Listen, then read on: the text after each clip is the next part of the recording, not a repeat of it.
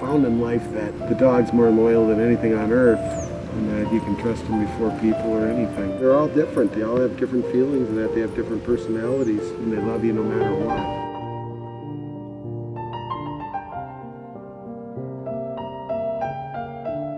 Rick was very soft and very shy, full of love. He's famous for stealing food off the counters, getting into the garbage. We were on a hunting trip and we pulled up to a house and we saw that these dogs were not taken care of very well. They were puppies and you could tell that their ribs were showing and it shouldn't have been, and the mother was nowhere to be found, so they were giving the dogs away. So we took the dogs and we tried to find homes for them.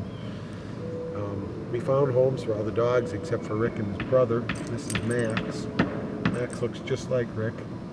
I went down to Colburn's in my convertible and I tied him to the steering wheel. I was at the gas pumps and I needed one thing and I went in, got it. From when I went into the store, that's the last I've ever seen him.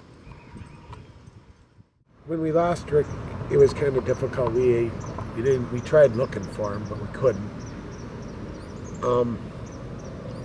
Ramsey's got too many parks. Twitter's been very effective. You know, of course, the kids, they got 1,000 friends each, and if they can send a quick post out to 1,000 people and they share it, and those kids all have 1,000 friends, pretty soon it goes viral. We put signs everywhere.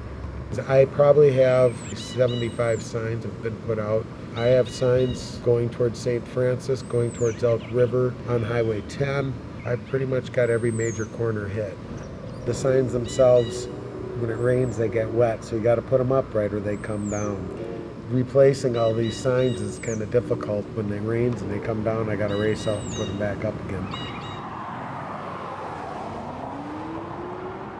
I try to sit at four-way stops at rush hour and just let people know that we're still looking. Who I'm looking for right now is I'm looking for the gentleman who's got the paraglider that flies around Ramsey with that airplane. He gets low and he's over the top, and I wish I could get a hold of him. He could see my dog a lot better than I can. Hello, this is Tom.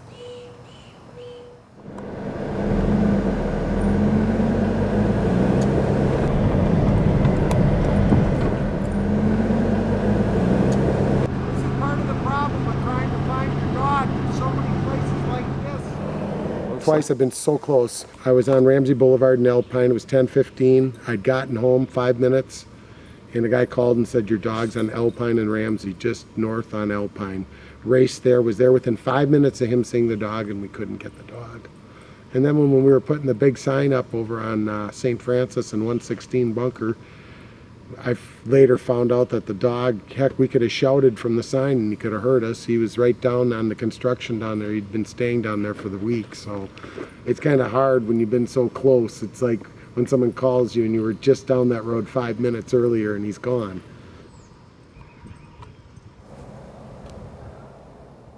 When people would talk about my dogs, I'd tell them, don't talk about my dogs. I'd tell them, you can talk about my family, you can talk about my wife, but don't talk about my dogs.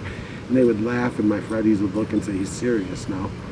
We have an ongoing joke at our house. I tell people that I love the dogs more than my wife, and they look at her and she says that goes both ways.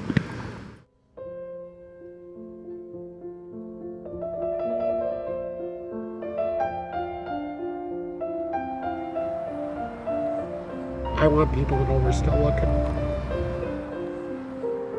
There's no giving up.